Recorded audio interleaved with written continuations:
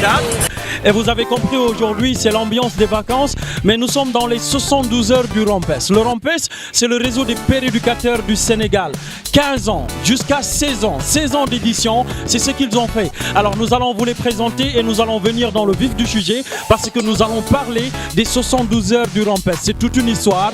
moo tax tey ñu dalal fii ñi nga xam ne ñoom ñooy péréducateurs du RAMPES yi ñu fas yéene waxtaan ci li nga xam ne moom mooy 72 heures 16 ans muy fukk ak juróom benni at ñu ngi nii di organiser li nga xam ne moom mooy 72 heures yi léegi dañ leen di bàyyi ku nekk présenté wu ñu dugg ci waxtaan bi sëñ bi na nga def.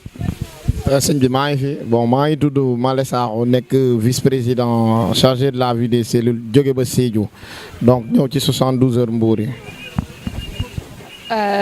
salaamaaleykum à tout le monde nuyu naa leen yéen ñëpp ñi fi toog ak ñi ñuy seetaan ak ñi ñuy déglu maa ngi tudd Fatima Cissé jóge cellule RAMPES bi nekk Dakar UCAD je vous remercie. waaw salaamaaleykum ñu ngi nuyu téléspectateurs yëpp je me nomme Moustapha Amar membre du réseau national du réseau national des péréducateurs du Sénégal membre aussi de la commission communication. maa ngi bokk cellule bu Darou Mouhty dans le département de Kébémer dans la région de Louga. Voilà, bonjour à tout le monde. Moi c'est Thierno Diop, je suis le vice-président national chargé des relations extérieures et je viens de Médina Wandifa dans la région de Sédhiou. Merci. 72 heures suñ ko waxee fii ci Sénégal le plus souvent xel yi day dem ci mouvement bu ñuy wax le réseau des péréducateurs du Sénégal Malé est-ce que ñu mën nga ñu expliquer tuuti histoire 72 heures mooy lan. donc yow boo di déggee ñu ne 72 heures c'est 3 jours d'activité temps plein que le réseau national des péréducateurs ont initié en 2007 à Thiès parce que ils ont formé des jeunes qui ont réfléchi à l'issue de leur formation, ils ont réfléchi pourquoi nous on ne peut pas essayer de créer quelque chose de spécifique à nous, cause pour laquelle ils ont réfléchi à créer les 72 heures. Les 72 heures, c'est l'ensemble des péréducateurs du Sénégal qui quittent dans les zones les plus reculées du Sénégal pour venir là-bas. Ce qu'ils font, ce sont des activités. D'abord, avant de quitter leur localité, il y a une équipe qui va descendre sur le terrain pour voir les problèmes qui se trouvent en santé sexuelle et reproductive dans la localité qui vont abriter les 72 heures. Et par la suite, ensuite, une équipe va étudier quels sont les thèmes à aborder durant ces 72 heures-là. Ensuite, l'information va descendre au niveau du comité directeur qui va valider les 72 heures là où ça va se faire. Nous sommes à notre 16e édition. Il y a des précédents, pratiquement l'ensemble des cellules ont abrité les 72 heures, les 14 régions, sauf la région de Ziguinchor qui n'a pas encore abrité les 72 heures. Et Inch'Allah, en 2018, eux, ils vont abriter les 72 heures. On peut voir l'historique des 72 heures. C'est à l'issue d'une formation que les jeunes ont initié de créer une chose spécifique au contexte de leur situation par rapport à lutter contre la santé, contre les IST et les VIH-Sida d'abord, sur les grossesses précoces. Ensuite, ils ont élargi le champ sur d'autres plateformes, par exemple sur la planification familiale des jeunes ou bien les lignes vertes que vous avez lancées, les gens font la promotion de cette liste-là. Donc voilà en quelque sorte, en grosso modo, ce que cela veut dire dans les 72 heures. On voit également une implication, une très grande implication jigéen ñi également gis nañ leen bu baax ci li nga xam ne moom mooy 72 heures yi est-ce que soxna si mën nga dellu si tuuti ci solo wu jigéen ñi également di bokk ci li nga xam ne moom mooy 72 heures RAMPES.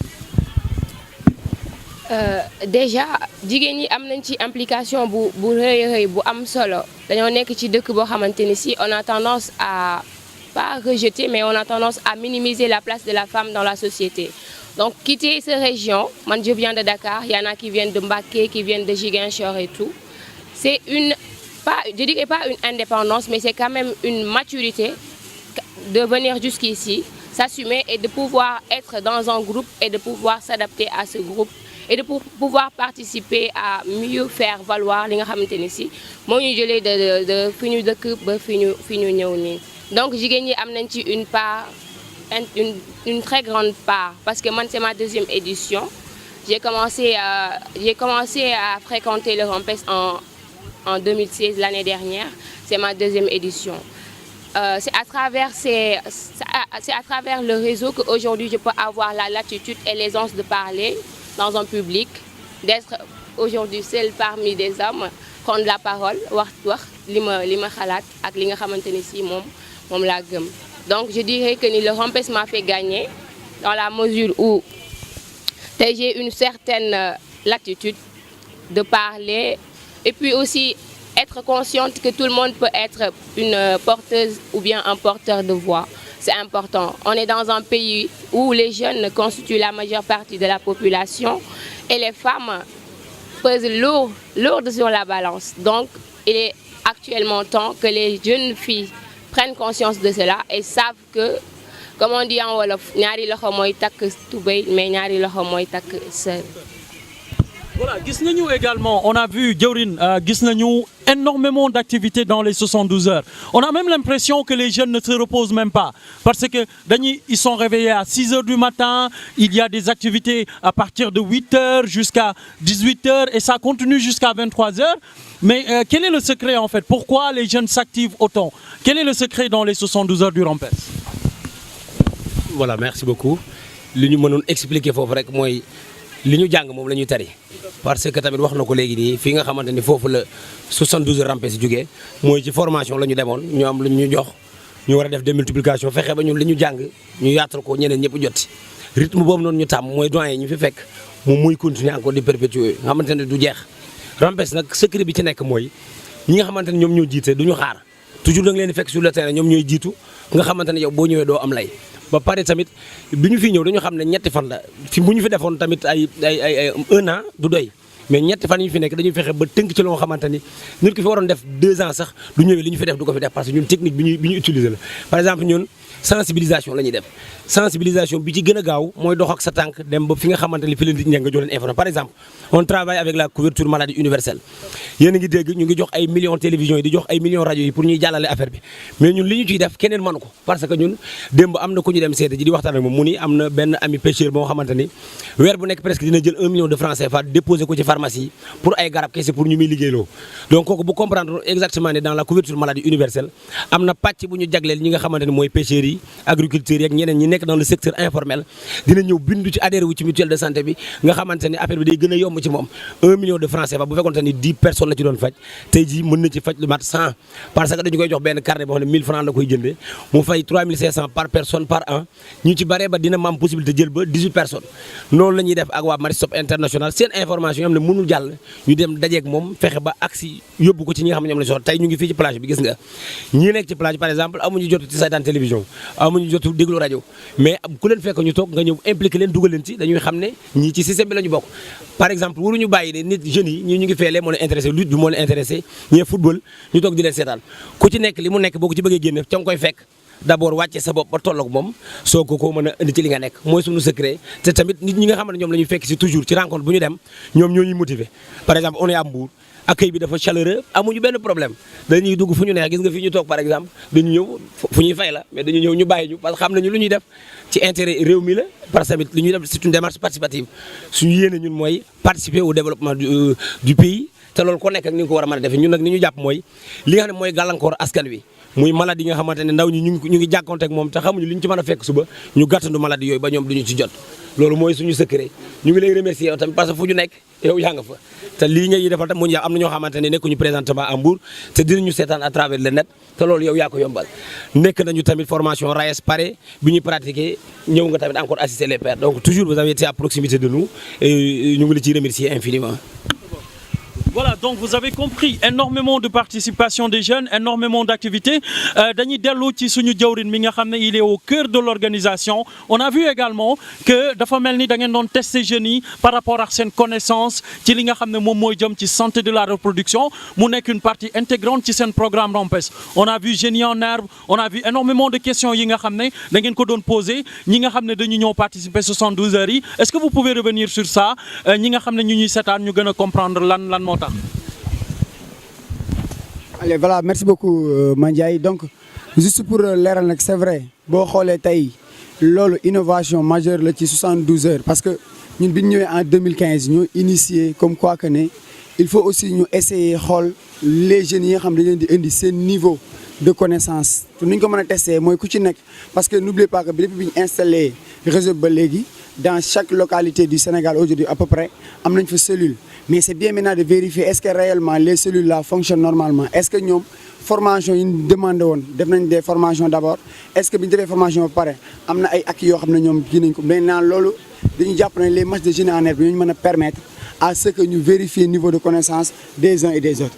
De un, de deux aussi, ça nous permettra aussi d'échanger parce qu'aujourd'hui il y a beaucoup de choses yoo xam ne c'est des questions yu ñu posées. Tey lorsqu'on fera la finale Inch'Allah aujourd'hui, on va essayer de faire une synthèse parce qu'il y a des questions, c'est des questions ouvertes, c'est des questions de discussion. Donc échange la à ce que demain ñun ñëpp ku ci nekk dañu am loo ci gagné sooy dem parce que aussi mbir boo ciy dugg day baax nga xam les tenants et les aboutissants. Pour nga xam les tenants et les aboutissants nag foog nga am benn connaissance. Et j'ai beaucoup aimé hier quand tu parlais bi ngay insister les jeunes à aller chercher le savoir parce que on ne peut pas vouloir se développer sans connaissance, sans le savoir, c'est pas possible. Donc pour tendre vers le développement, il faut qu'il y ait d'abord la connaissance, il faut qu'il y ait d'abord le savoir. Et que xam-xam yëpp mu am njëriñ ni nga koy waxee xam-xam boo gis rek am na njëriñ. Donc ñun aussi dañ ne rek duñ jël ay paires rek regrouper indi parce que comme tu dis beaucoup pensent que affaire bi folklore la. Non, li ci ëpp yaakaar naa éducation bi la. Donc loolu nag dinañu permettre aussi ñu xam exactement niveau jeunes yi ni indi. Et nous permettre aussi de faire évaluation, nous savons là où on doit renforcer et là où on voit que ça va. Donc c'est pourquoi aussi depuis 2015, nous avons en tout cas la structure, parce que depuis 2015 nous avons fait la structure, nous avons innové. Et parmi les innovations, nous avons les marchés jeunes en herbe pour afin au moins permettre de connaître le niveau des jeunes et afin de savoir maintenant par où on doit améliorer et là où ça va. Donc c'est pourquoi nous insistons les jeunes. Et selon nous, souvent les questions semblent être des questions plus ou moins faciles, mais c'est bien parce que les documents qu'on a déjà envoyés à l'avance à chaque président. Ok, maintenant c'est le moment pour nous aussi en tant que dirigeants de vérifier est-ce qu'il y a partage, est-ce qu'il y a échange au niveau des cellules ou pas. Et maintenant à partir de ce moment, on pourra facilement faire en tout cas une évaluation par rapport aux autres. Voilà, c'est pourquoi on a initié. Merci. C'est très bien. On va finir par, quand on parle de 72 heures également, on parle de sexualité précoce. Quand on parle de 72 heures, on parle de grossesse précoce. Quand on parle de 72 heures, on parle des mutilations génitales féminines. Quand on parle de 72 heures, on parle de tout ce qui touche les jeunes sur le plan de leur santé. Nous Gisni Rompes également depuis près de 15 ans ou 16 ans. Ils sont en train de s'activer dans la santé de la reproduction des lésions. Il y a des problèmes spécifiques, mais il y a des problèmes identiques. Mais le Rompes s'active pour la bonne santé de ces adolescents. Malé, est-ce que tu peux revenir en quelques secondes sur la dimension de la santé sexuelle et reproductive? C'est une partie intégrante de votre programme Rompes. Bon, Joe, je crois que c'est l'une des parties les plus importantes que nous déroulons. Par exemple, dans la mesure où chacun sait son problème dans ta localité. Donc, arrivé dans les 72 heures, il y aura des partages d'expériences que les jeunes vont acquérir. Ce qui est valable à Sédhiou n'est pas valable à Darou-Moussi. Ce qui est valable à Darou-Moussi n'est pas valable à Dakar. Donc, c'est la combinaison de ces activités-là qui fait qu'en santé sexuelle et reproductive, un jeune qui quitte, qui n'a jamais entendu la sexualité précoce, par exemple à Darou-Moussi, on dit que les gens, pour qu'on puisse diminuer la sexualité, on fait des teug sabar pour gars yi sensibiliser. Lui, s'il prend cette expérience-là, il va essayer de réaliser ça chez lui. Voilà ce que cela veut dire, les 72 heures en quelque sorte. La dimension de la santé sexuelle et reproductive, nous mettons l'accent aujourd'hui à Hambourg sur les grossesses précoces. Parce que nous avions vu qu'à Hambourg, après l'événement des camps courants, il y a beaucoup de grossesses précoces. Donc nous accentuons sur notre communication sur ça. Au moins, on est là dans les plages, essayer de discuter avec, essayer de conscientiser. Au moins, un jeune qui n'a jamais fait le dépistage, c'est l'occasion d'aller se faire dépister. Et si vous avez vu, tous les stands sont pleins aujourd'hui. Donc voilà en quelque sorte l'événementialité en quelque sorte des 72 heures. Et le paquet que nous avons mis l'accent cette année, c'est uniquement sur la santé sexuelle et reproductive à Hambourg. Donc en quelque sorte, voilà. Voilà, donc c'est la fin de votre émission La Parole aux Jeunes ici à Hambourg, dans les 72 heures du Rompes, le réseau des pères éducateurs. Je pense que vous avez bien aimé tout ce qu'ils ont donné comme information aujourd'hui. On va vous donner rendez-vous dans certainement une autre plage ou une autre ville. De toute façon, ça sera toujours dans la localité du Sénégal. Mon grand-père a dit que les bonnes nouvelles n'ont jamais trouvé le tympan de quelqu'un.